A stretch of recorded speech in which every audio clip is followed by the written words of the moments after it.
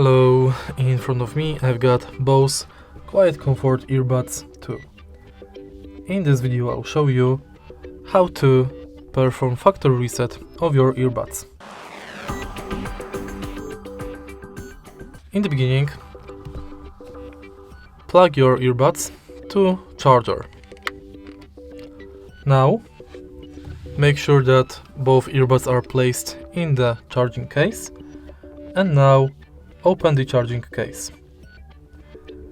Press and hold this button located on the back of the charging case for at least 30 seconds.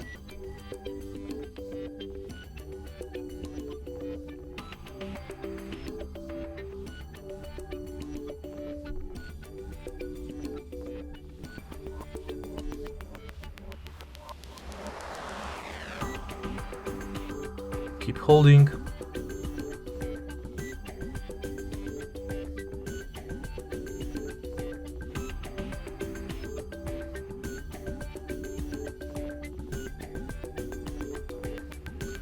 Now we can release it.